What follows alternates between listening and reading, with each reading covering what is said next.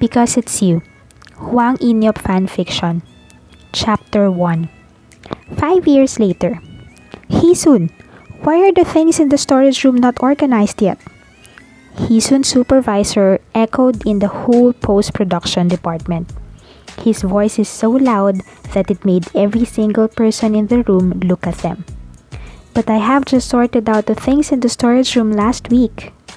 Heesun reasoned out as calm as possible, even though she is starting to rage from anger.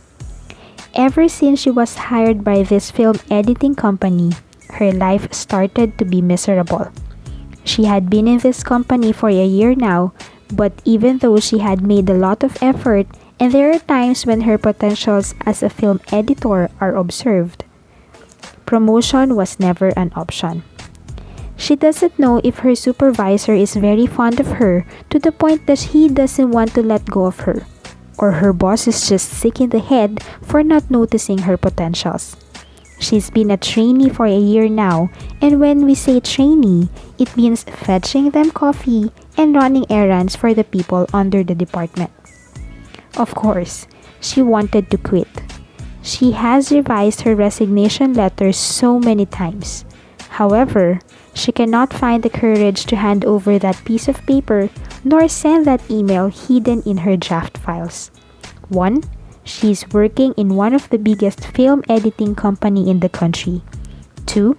The salary here is high enough even though she is just a trainee. And 3.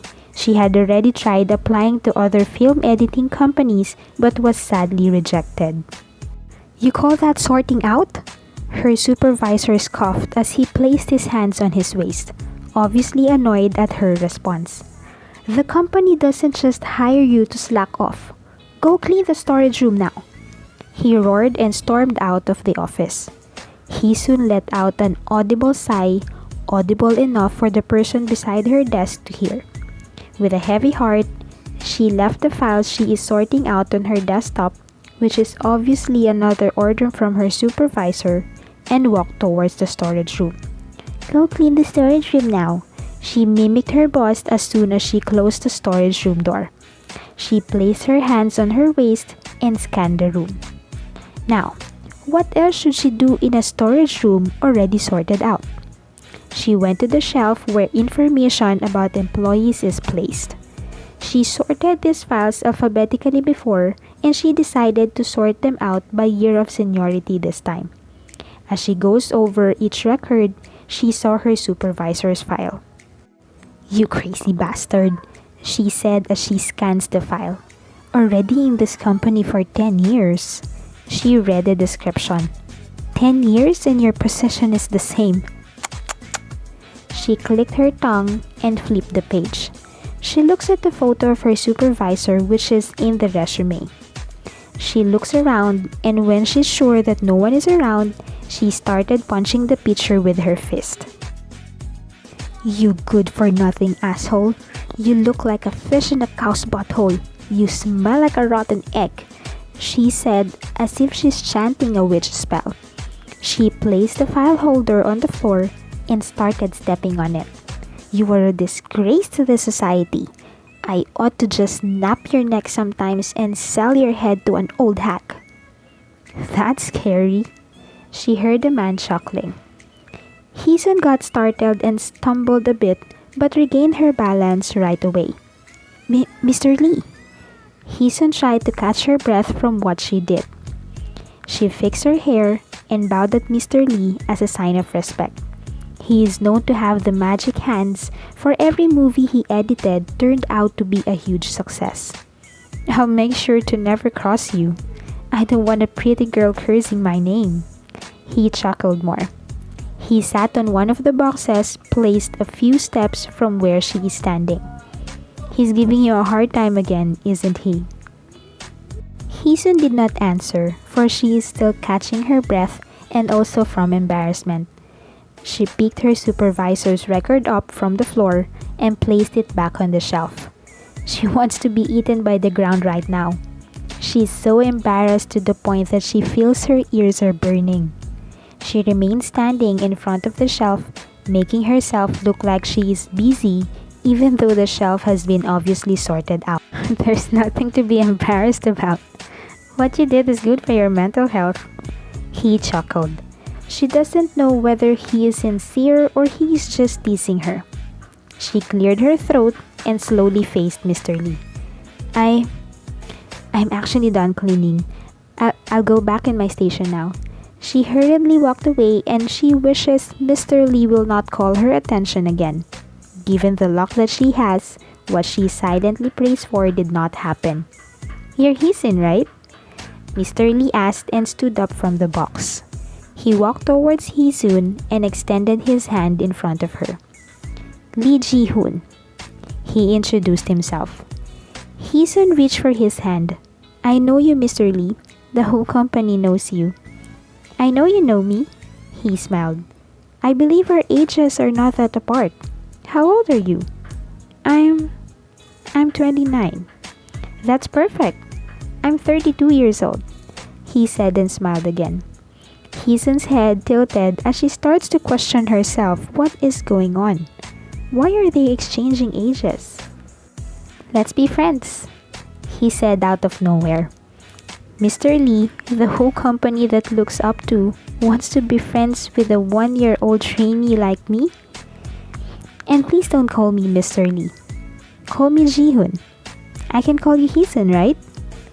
Hisun is so bewildered that she was not able to talk and just nod her head. Great.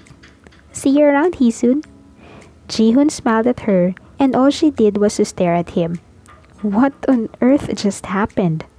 She's now friends with Mr. Lee? And she can call him by his name? That's just unbelievable.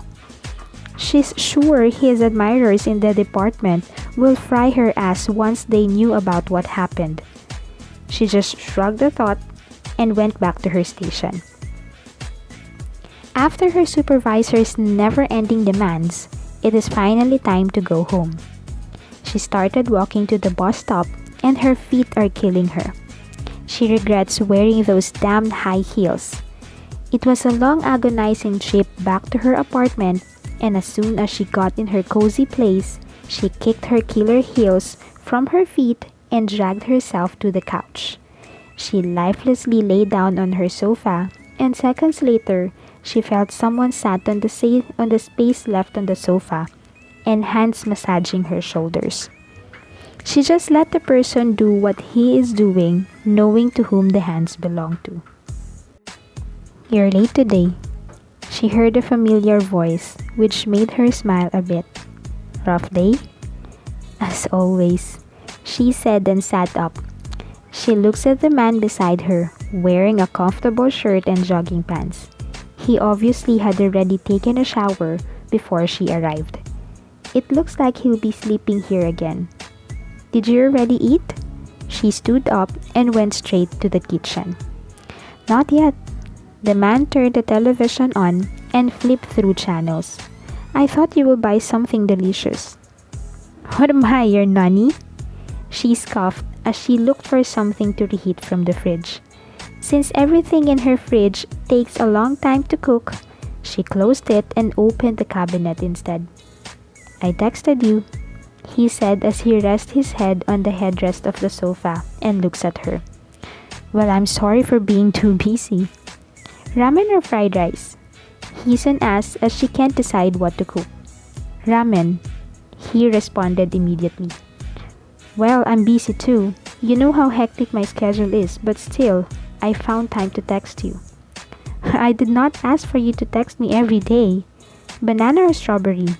She raised both milk drinks for him to see. Banana. Can you at least reply to one of my messages? You never send me a reply whenever you are at work. He stood up and walked towards her. He decided to help her after remembering how tired she looked earlier when she arrived. That is exactly why I did not reply. I was at work, she said as she opened the lid of the instant ramen. She turned the stove off and was about to grab the kettle's handle, but the man standing next to her stopped her and grabbed it instead. He poured the hot water in the ramen and closed it, placing the chopsticks on top of it. Those little gestures sometimes make her heart flutter. But knowing what their status is, she always shrugs what she feels and pretends that it doesn't have an effect on her. "Are you going to sleep here again tonight?" she said, obviously changing the topic. Both of them went back to the living room with ramen and milk drinks in their hands. Luckily, it diverted the issue earlier. "Yes," he simply answered. "Having those nightmares again?" she asked as she blew the hot noodles before bringing them inside her mouth. She immediately blew hot air out of her mouth as soon as she realized the noodles are still hot. The man sitting next to her smiled because of her clumsiness. "You're always clumsy," he chuckled. She knew he is trying to avoid the question. Both of them ate in silence after. "Oh, it's a drama you're in," Hee-sun said while continuously tapping his arm, showing how excited she is to see her friend on the television. He did not say anything and just continued eating his ramen. "Oh, look at you on that motorcycle. Was that really you? Did you have a double to play that part?" She is so immersed in what she is watching that she did not notice that the man sitting next to her is watching her with a smile on his face. "That was me," he simply said. He stood up and cleaned up the ramen cups and plastic bottles of milk drinks they had just finished. He got bottled water from the fridge and drank from it. "Really? Well, you do have a motorcycle license." She grabbed the bottled water from him when he sat next to her and drank from it. "Were you not injured from that stunt when your motorcycle fell?" "Nah. The director was very careful of that scene so nothing happened," he replied. She suddenly faced the man sitting close to her. She just stared at his face without saying anything. "What?" He mushed his eyebrows and asked. "You know, I sometimes still can't believe that you are now an actor." "Why? Isn't it obvious? I got into an acting career because of my looks." He lightly flapped his bangs with his fingers, feeling himself too much. "Yeah, right," she scoffed. She stood up and walked towards her room. "I'll just wash up. I'll be back." The man just stared at her retreating back, and even though the door of her room is now closed, he is still staring at it. He sometimes doesn't know how to explain how he feels towards the girl he calls a friend. All he knows is that he is comfortable and he always wants to be around her. He has been with her ever since they were younger, but never did it cross his mind that he has or will have feelings towards the girl. Do not get him wrong. He finds her pretty. He finds her attractive actually. It's just that, knowing his personality before, he doesn't want to break her heart. He is already contented with what they have right now. Friendship. After several minutes, Hee-sun got out of her room wearing her comfortable pajamas. She sat next to him again and flipped through channels when the drama he is in has already ended. She stretched her legs on the center table and leaned her back on the sofa. "How was work?" he asked. He always asks that. He always makes sure to know what happened in her day. "Just the same," she yawned. "My supervisor gets worse each day." Just thinking of that old man makes her blood boil. She placed the remote control beside her when she decided to watch a cooking competition show. He did not ask any more questions, seeing how tired she is. He grabbed her hand and gave it a massage. "That feels nice." She smiled with content and placed her head on his broad shoulder. "I haven't cleaned up the room you always use," she mumbled as she closed her eyes. "You can sleep beside me tonight." The man chuckled at how nonchalantly she said what she had just said. "It's easy for you to say that, huh?" He looks at her as she starts to drift to sleep. "I hope you don't say that to other guys," he whispered. "Don't you dare say that to another guy." Hee-sun smiled with her eyes still closed. "I wouldn't dare," she whispered. "Go to your room and rest," he said. She opened her eyes and their eyes met. They stared at each other for a moment before she stood up and walked towards her room. "Where are you going to sleep?" she asked. "I already cleaned up the room I always use when I arrived earlier. Don't worry about me and get some rest," he said as he grabbed the remote control. "Alright," she yawned and rubbed her drooping eyes. "Good night, Inyeop." "Good night," he replied.